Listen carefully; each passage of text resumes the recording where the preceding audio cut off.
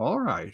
So I'm here with Alan and Caitlin with an article about in-app browser coming later. But first, we're starting with Caitlin, who's got people watching TV. Yeah, so it finally happened. According to, let's see, this is Ars Technica, and this is an article by Samuel Axon talking about how the shift has finally happened.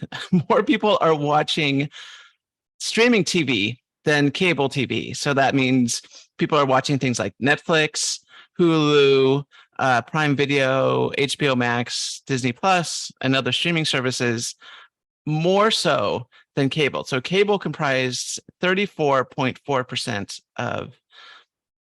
of viewers, whereas streaming was 34.8%. Broadcast TV was 21.6, other was 9.2. And anyway, so the shift has finally happened, and this has been in the works for a while. I know, at least for myself, I haven't even bothered with getting cable set up here. I don't watch that much TV, and when I do watch TV, I like YouTube, and I like, once in a while I'll watch like Netflix or Paramount Plus or Prime Video, but the idea of just having cable, that was just like, no, thank you. And it turns out that now streaming services has overtaken cable. So this is a major milestone in the changing landscape of television services. Well, I wonder, because what's the total number of people watching anything live at any given time? I think that keeps going down and down. It is, like I said, this article only goes over the percentages. Yeah. So the total number, Yeah. so that, hold on. Streaming services was up 22.6% compared to July of 2021. Let me share my browser here. Mm-hmm. And audiences streaming an average of 190.9 billion minutes per week. Versus 169.9 billion minutes in 2020. So the total number of viewers. Yes, I'm interested in that number because I believe it is very small. Because I know Fox News is the #1 news channel, and I think they get something like 10 million viewers at the best, and like the other ones get like 3 million. So it's really peanuts. Well, we're talking about news channels, so yeah, that's true. But the other might be bigger. Yeah, we're talking about cable as a whole, and I imagine there's a lot more people watching things on cable like Comedy Central than Fox News or any of the news stations. It's But I wonder, is TikTok counted as streaming there? Is TikTok included? Because it's big. I would imagine it would be. Okay. They do have other streaming, 10.2%, which is more so than like Netflix at like 8% or Disney Plus at 1.8%. Yep. But I just wonder, because I know a statement I've heard is that the average American voter watches 5 hours of television a day. Right. And so anyway.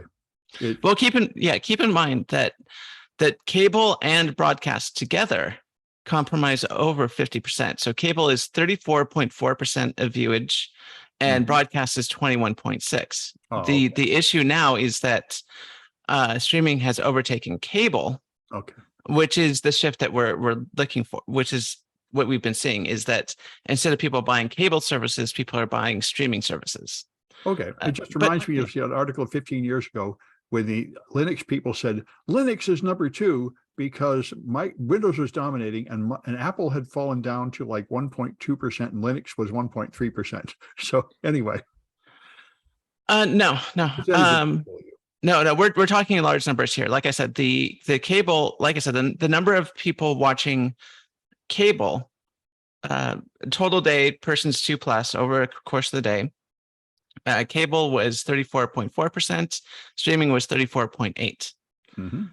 So it's we're not talking about small percentages like 1% of viewers are going streaming versus 0.9% of viewers are watching, cable. These are large numbers of people.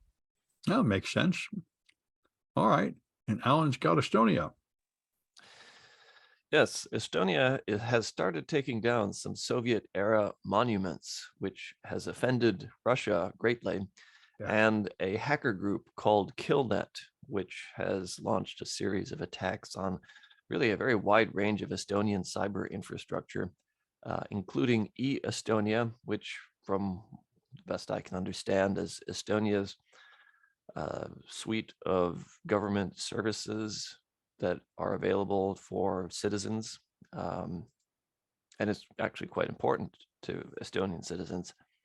At any rate, it appears the attacks are ineffective thus far, but is probably the most visible, largest series or set of attacks against any nation in this during this Russian invasion of Ukraine. In and of itself, technically probably not all that sophisticated or impressive. These are mostly DDoS attacks, but KillNet has had some success attacking other targets, or so they claim.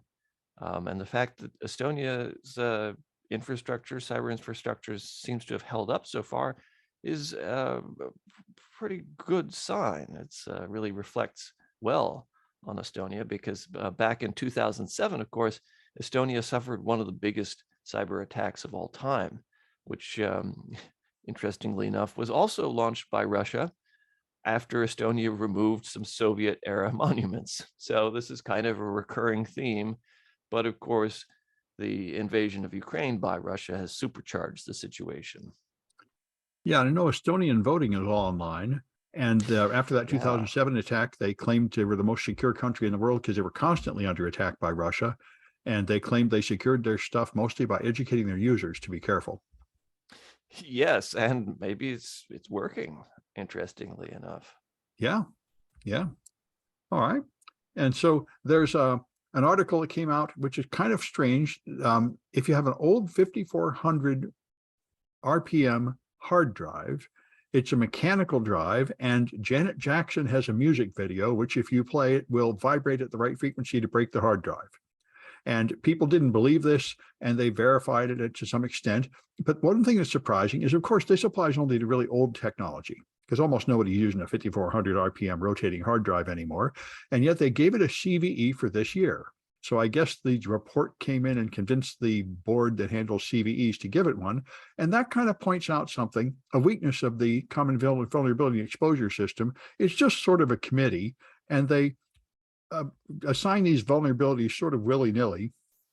And yet, of course, the government is trying to improve it. So now there's a government proposal that the National Defense Authorization Act for fiscal year 2023, if passed in its current form, will state that the US military and critical areas of the government cannot buy anything that has any known vulnerabilities on any list, including the CVE list. And while that sounds like a good idea, the problem is there are things on the CVE list that are just kind of silly and unimportant. And so there is a clause in here saying, just like any other compliance framework, you can explain why you've mitigated that vulnerability another way and get it by. So it's a lot of people are freaking out and saying this is stupid and you won't be able to buy anything because nothing can pass that test. And, as usual, I have more sympathy with the policymakers. They want to make some rule. And in the OWASP top 10, one of the OWASP top 10 vulnerabilities is using components with known vulnerabilities, outdated components. So they're right that, and this is, you ought to not be using old versions of stuff that have known vulnerabilities. And so anyway, we'll see how it turns out. But this hits the same problem with all the cybersecurity certification rules, that the existing cybersecurity measurements are not very good. And so basing laws on those measurements turns out to not be very good either, but you have to start somewhere. Anyway, and then we can go back to Caitlin that has the Apple flaw. Yeah, so Apple iPhones, Macs, iPads, all the Apple devices have 0 days that allow attackers to get remote code execution as root. And furthermore, Apple says they've seen this being exploited in the wild. And apparently, and by the way, this article is by The Guardian. It was written by Alex Hearn. Thank you, Alex.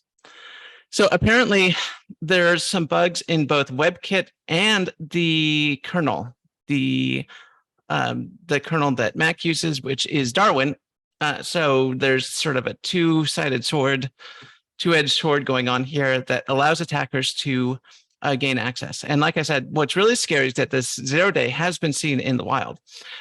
Now, details are very sparse at the moment. I'm not entirely sure what these 0 days have been used for. However, the article does mention that there is a large bug bounty, private bug bounty outside of Apple, where companies like the broker Zero Diem will pay up to $2 million for a piece of malware that can hack into an iPhone without user intervention, that can run remote code execution. And apparently that gets bought up by large government agencies, for example, particularly in North America and Europe and other places in the world. Such an advanced piece of malware, I imagine, is not being run by your typical ransomware people. This is big stuff, and everyone should be updating their iPhone and Apple devices as soon as possible. Yep. All right. And Alan's got more about Russia. Yes, we talked about this some months ago, but RUSI, the Royal United Services Institute, has been doing a number of teardowns of Russian military equipment that has been captured by Ukrainian forces. And these teardowns have been quite extensive. The focus has been on the electronic components inside of these systems. And what they found is that there is, of course, quite a lot of components, electronic components, that have been imported to Russia. Russia does not have much of an indigenous electronics manufacturing base. And interestingly, they found that the majority of the components, a vast majority of the components, are from the US, and that only a comparatively tiny fraction is from other countries. Now, we've already seen. I would have thought China, you know? Yeah, that's the interesting thing.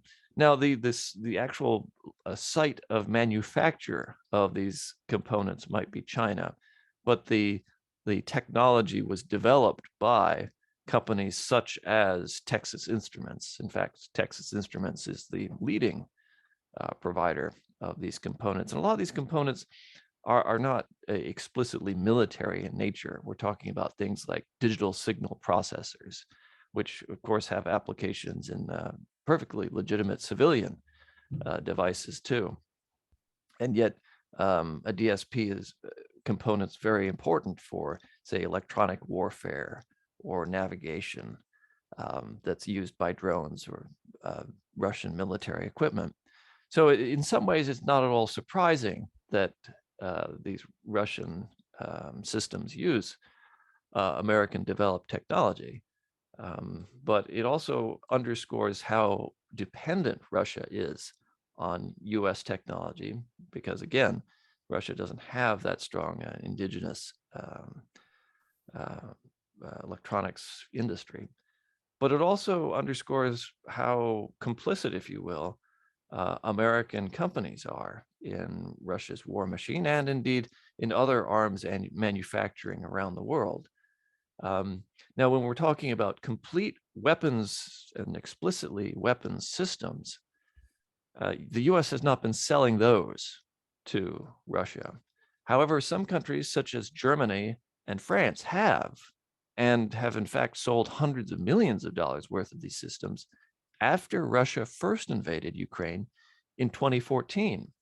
This fact has perhaps not gotten as much attention as it should, but for example, the French defense mega company Thales sold Russia a number of tank targeting systems. And so the Ukrainians have captured and destroyed a number of Russian tanks that have these Thales targeting systems installed in Russian tanks.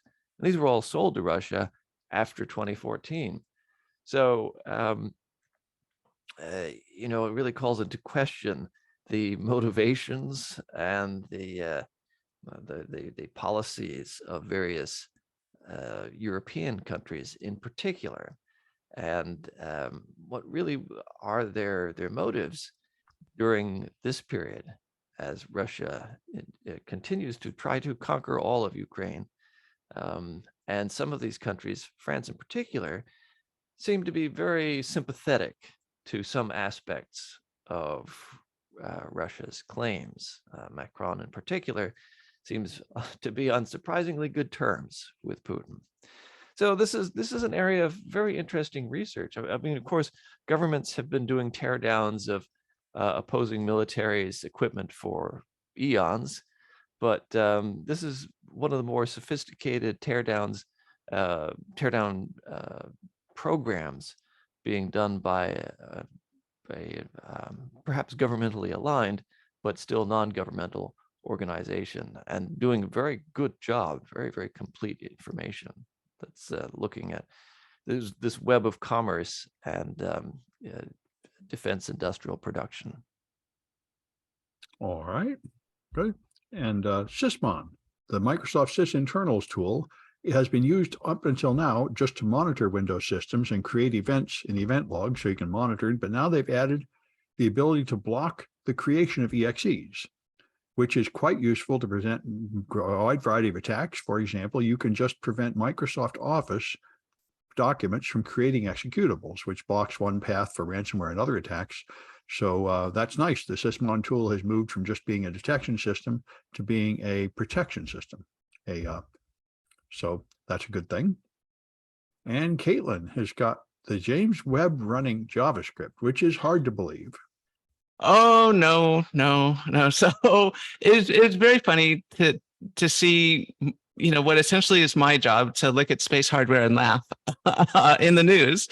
But here we go. Here we are. So it's becoming well known that a lot of hardware and software in space is just laughable, including what's going on with the James Webb Space Telescope. So The Verge has an article written by Mitchell Clark, talking about how the James Webb Telescope is running JavaScript. And it's not only running JavaScript, it's running it on a engine called Nombas Script Ease 5.00 Ease. Now, if you haven't heard of that, that's understandable, given that the entire project hasn't been updated since like 2003. And in fact, the website is offline, so you can't even download it anymore. And it's running this as its main script processing engine, which controls everything on the James Webb Space Telescope. As a security researcher, I am just absolutely aghast and laughing and think this is hilarious. However, of course, there is serious consequences to this. Now, I am assuming that people are, even hackers, are responsible enough to know that you don't try to mess with the multi-million-dollar James Webb Space Telescope, which is benefiting all of humanity, which is a public service to everyone, I wouldn't international. count on that. I wouldn't count on it, but please do not even attempt to, do anything to this, because you will start an international incident. Okay, this is not good. Anyway, so what's going on? So the spacecraft is running the scripting engine, and I'll go over they have a diagram here. In fact, I will pull it up directly from the PDF. I'm going to share my screen again and try to zoom in. Here we go.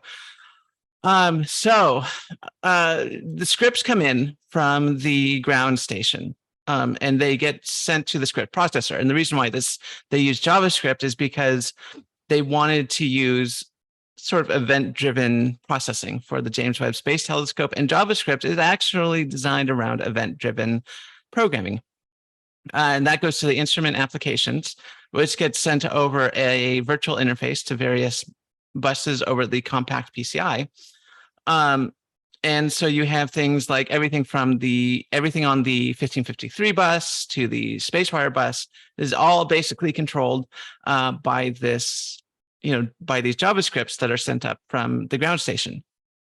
So the reason, like I said, the reason why they wanted to do this was there's another article here. Let me pull it up. Here we go. There's another article here looking at the advantages of event-driven programming for the James Webb Space Telescope. And so they say, oh, it's human readable, and we don't have to compile it, and it'll be more efficient, and it's cheaper and all this stuff. And we should definitely be using event-driven stuff with the James Webb Space Telescope. And that's why they chose it. So now the question is, why in the world is this using a JavaScript engine that went defunct in like 2003? And the answer, of course, is that the James Webb Space Telescope has been in production since, let's see if I can't find it, or at least 20 years now.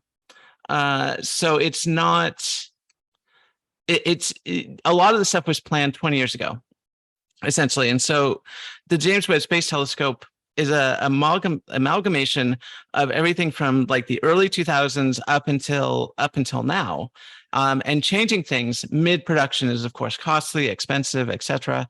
So it's running the Scriptease engine on top of VxWorks to handle all the components. Now, luckily, it looks like, based on the bus that I'm seeing in the picture, that they do have some sort of separation going on between the JavaScript engine and the telemetry. So the JavaScript only controls the telemetry from the instruments.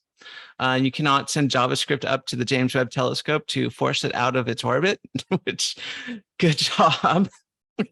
But even still, yeah, it's running JavaScript. And so you can't get away from JavaScript. You can literally blast off into space and you still have to deal with JavaScript. So. But that means you could send up malicious JavaScript. Is it like signed or password protected or encrypted or something? As far as I can tell, it is not signed. However, the uplink should be encrypted. And I can almost assure you the uplink is encrypted. However, if someone got the keys or they got into the ground station. Oh, the ground station. Thank you. If they got into the ground station or got into the keys, they could, of course, send up their own malicious JavaScript payloads. But thankfully, once again, like I said, it would only control the cameras and the telemetry and stuff. So you would still have to compile something to fully take, start using all the fuel and stuff on the James Webb Space Telescope, or, do something really, really bad to it. But you could make the James Webb Space Telescope send down Gochi or something. Yes. Yeah, well, that might be fun. All right. So, all right. And so Alan has got the 3 horsemen.